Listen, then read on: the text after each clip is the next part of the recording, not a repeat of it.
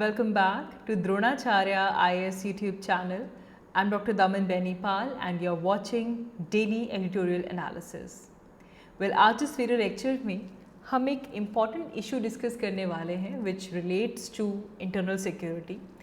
आप इसे GS paper 3 के साथ रिलेट कर सकते हैं because cyber security is part of internal security now. So here we'll talk about India's cyber infrastructure. Title of today's video is India's cyber infrastructure. Now हम इस article की बात इसलिए कर रहे हैं बिकॉज ज़्यादा दूर नहीं, अगर आप लास्ट 5 years ही अगर देखें तो इंडिया में साइबर क्राइम के जो केसेस हैं वो उनमें काफ़ी ज़्यादा आपको स्टेडी स्पाइक देखने के लिए मिलेगा. Cyber crime is increasing in India and especially because right now in India there is this increased use of information and communication technology. ICT information and communication technology का यूज़ जितना ज़्यादा बढ़ता जा रहा है उतना ही साइबर क्राइम जैसे जो इंसिडेंसेस हैं वो भी इंक्रीज़ होते जा रहे हैं.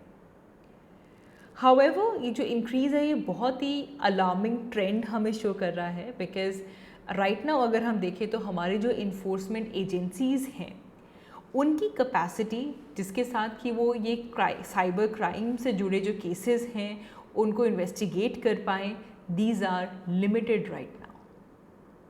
And therefore we are talking about India's cyber infrastructure because जो एग्जिस्टिंग इंफ्रास्ट्रक्चर है, जो एग्जिस्टिंग कैपेसिटी है वो लिमिटेड है. जैसे कि जो करंट जिस रेट पे राइट नाउ ICT टेक्नोलॉजी का यूज़ हो रहा है, इंफॉर्मेशन एंड कम्युनिकेशन टेक्नोलॉजी को हम यूज़ कर रहे हैं और जिस रेट पे साइबर क्राइम इंक्रीज़ हो रहा है, कहीं ना कहीं हमारी जो एक साइबर इंफ्रास्ट्रक्चर है उसकी कैपेसिटी लिमिटेड है. Therefore in this video we'll talk about why do we need cyber security in the first place, why are we talking about cyber security, then what are the challenges in these issue when it comes to cyber security, and इसे लेकर government के measures क्या रहे हैं, important measures क्या रहे हैं, उन सबको हम इस वीडियो लेक्चर में डिस्कस करेंगे.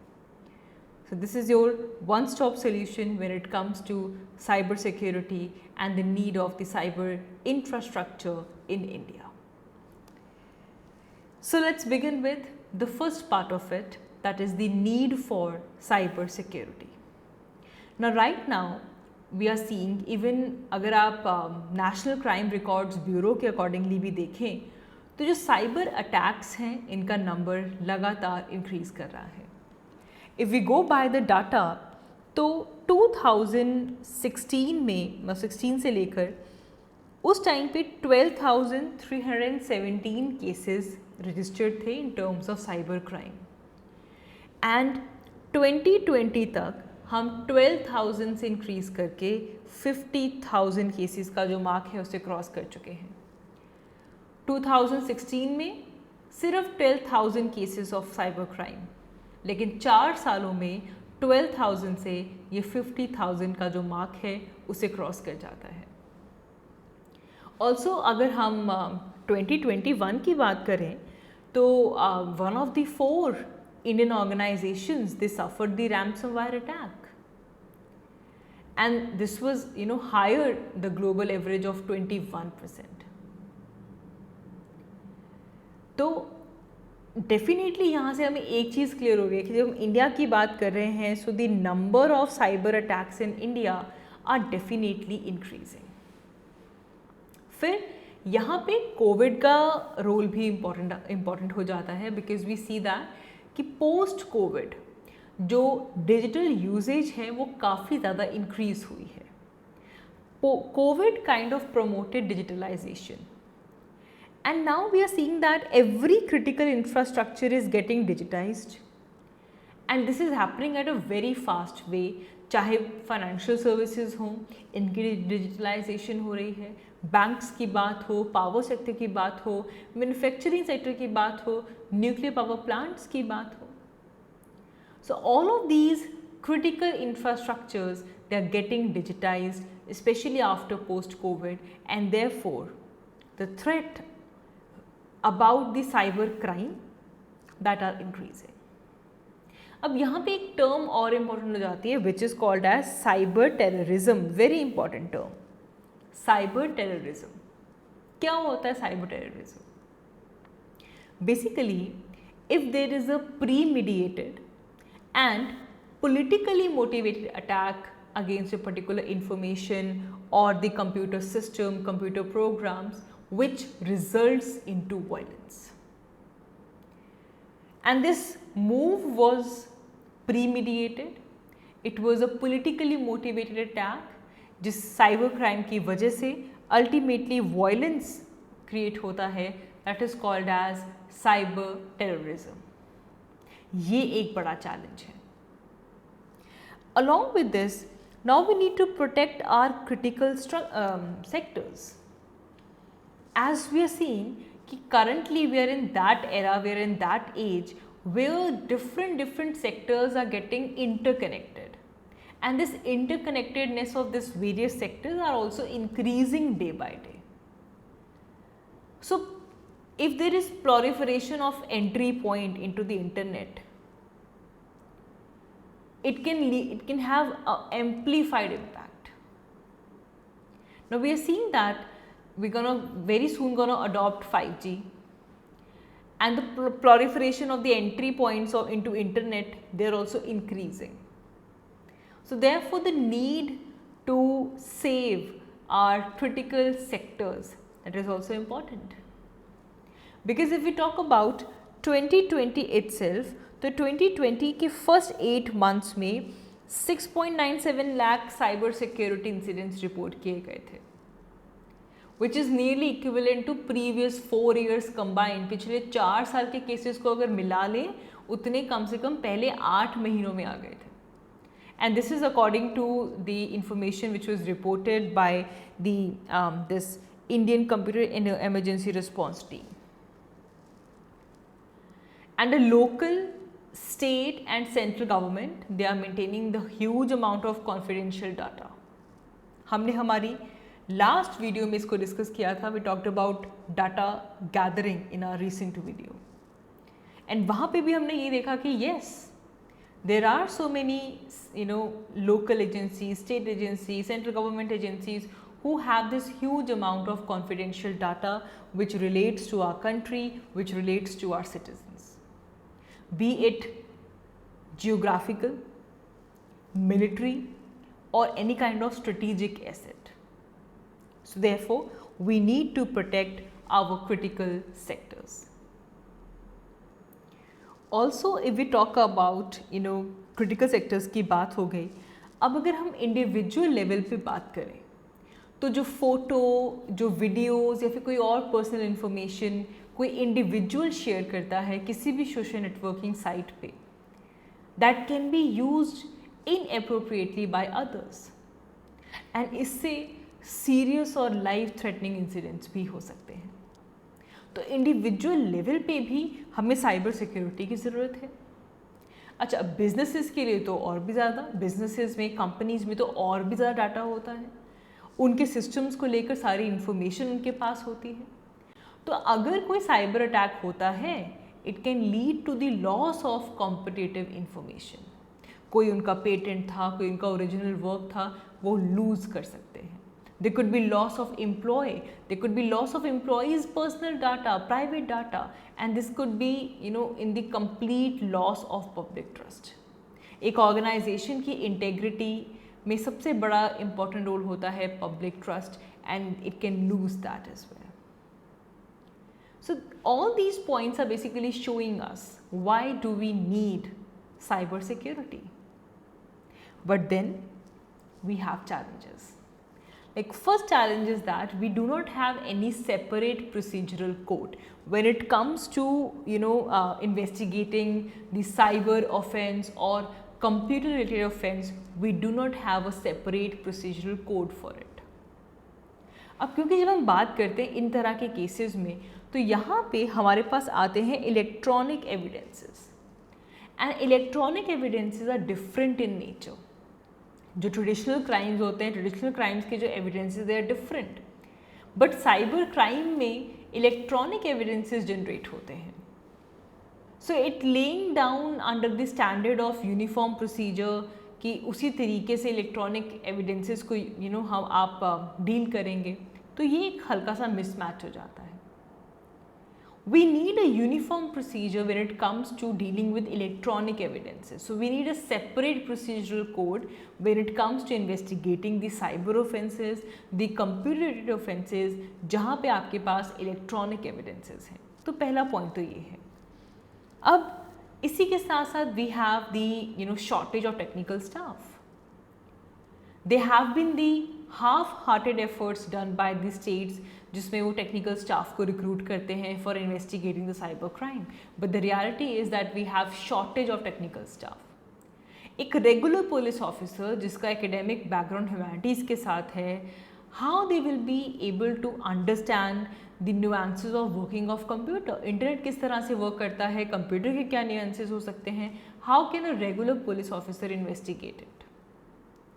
फिर यहाँ पे IT एक्ट भी इंपॉर्टेंट हो जाता है, IT act of 2000, because it says that the offences which are registered under the act should be investigated by police officer not below the rank of inspector. Inspectors level के below rank से investigation नहीं होनी चाहिए इन तरह के cases की. In fact police inspectors are also limited in number if at district level as well. And mostly जो फील्ड लेवल इन्वेस्टिगेशंस होती हैं they are done by the sub inspectors. So of course another big challenge when it comes to building up the cyber infrastructure in India is the shortage of technical staff. Along with the shortage of staff, we also have lack of infrastructure. Now cyber labs हमारे पास बहुत कम है. Cyber forensic labs, first of all we have less in labs, and also we need to upgrade them with new technology. Now suppose you're dealing with an offense which is about cryptocurrency, it will remain underreported because as of now the capacity to solve such kind of crimes are very limited. Most of the state cyber labs, they're sufficiently equipped so that they can analyze hard disk, mobile phone, and many of them are yet to be notified as examiner of electronic devices, so that they can give their expert opinion on electronic record. They are not equipped in that manner. They are still working on the function of analyzing the hard disk and the mobile phones. So this is an important point where we are lacking infrastructure when it comes to dealing with the cyber crime or cyber security. Another issue which is important here is the issue of localization. Now mostly क्या है कि जो cyber crimes होते हैं they are transnational in nature, मतलब extra territorial jurisdiction वहाँ पे apply हो जाती है, किसी और country में बैठ के किसी और country में cyber crime करना. अब when you're talking about collection of evidences from foreign territory, ये तो difficult तो है ही, और tardy process कितना ज़्यादा है. अब जितने भी सोशल मीडिया क्राइम्स होते हैं except from the prompt blocking of the objectionable website और द सस्पेक्ट अकाउंट, बाकी जो डिटेल्स हैं उनको आने में टाइम लग जाता है, डोंट कम एज क्विकली. तो इसीलिए डाटा लोकलाइजेशन एक इम्पॉर्टेंट फीचर है जो कि हमारे पर्सनल डाटा प्रोटेक्शन लॉ में प्रपोज किया जाए, ताकि जो एनफोर्समेंट एजेंसीज हैं उनको टाइमली एक्सेस मिल सके for the data of the suspected Indian citizens. हमें किसी और कंट्री से वेट कर करके डाटा ना मंगाना पड़े, डाटा यहीं पे रहे, डाटा लोकलाइज्ड रहे और इन्फोर्समेंट एजेंसीज उसे यूज़ कर सके. Now for this government has taken a lot of measures, जैसे कि इंफॉर्मेशन एक्ट हमारा 2000 का जो है, IT act, sorry information act और IT information act, it is the primary law which deals with cybercrime or any kind of digital commerce in India. तो law कौन सा लग रहा है यहाँ पे? Information Act. We also have National Crime Security Police 2013. इस पॉलिसी का मेन विजन ये है that they provide the strategic direction how to protect India's cyberspace. And here the Cyber Emergency Response Team India, they also plays an important role. Its operation from 2004 itself, and it is a national nodal agency when it comes to computer security whenever such incidents happen. We also have Indian Cyber Crime Coordination Center, I4C, Indian cyber crime coordination centre. इसमें जितने भी तरह के cyber crimes हैं उन सब से deal किया जाता है इन अ कोऑर्डिनेटेड मैनर. अच्छा, वी ऑल्सो हैव साइबर स्वच्छता केंद्र. ये 2017 में लॉन्च किया गया था, जिसमें एक ऐसा प्लेटफॉर्म है जहाँ पे जो यूजर्स हैं they can analyse and they can clean there system. अलग अलग वायरसेस और अगर मालवेयर्स उनके कंप्यूटर में है, उनके सिस्टम में है, so they can clean it. Cyber स्वच्छता केंद्र. ऐसे ही हमारे पास है साइबर सुरक्षित भारत. ये मिनिस्ट्री ऑफ इलेक्ट्रॉनिक्स और आईटी ने लॉन्च किया था ताकि साइबर क्राइम को लेकर अवेयरनेस स्प्रेड की जा सके एंड अल्टीमेटली हम हमारी जो कैपेसिटी है वो बिल्ड कर सके for safety measures, specially for chief information security officers. एक फ्रंटलाइन आईटी स्टाफ हर एक गवर्नमेंटल डिपार्टमेंट्स में होना चाहिए, जिससे कि साइबर क्राइम और साइबर क्राइम को लेकर हमारी जो कैपेसिटी बिल्डिंग है वो हो पाए. We also have the cyber warrior police force. 2018 में गवर्नमेंट ने इस प्लान को अनाउंस किया था, in which we had cyber warrior police force. This line is same. जिस तरह हमारे पास CAPF है, central armed police force, similarly same line पे साइबर वॉरियर पुलिस फोर्स हमारे पास हो.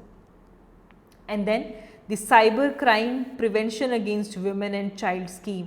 ये scheme ministry of home affairs ने लॉन्च की थी एंड इसका भी एम है कि वुमेन और चिल्ड्रन को लेकर जो साइबर क्राइम्स हैं उन्हें हम रिड्यूस कर पाएँ. तो अल्टीमेटली अगर हम इस पूरी डिस्कशन को सम अप करें, cyber security and the infrastructure related to cyber security, and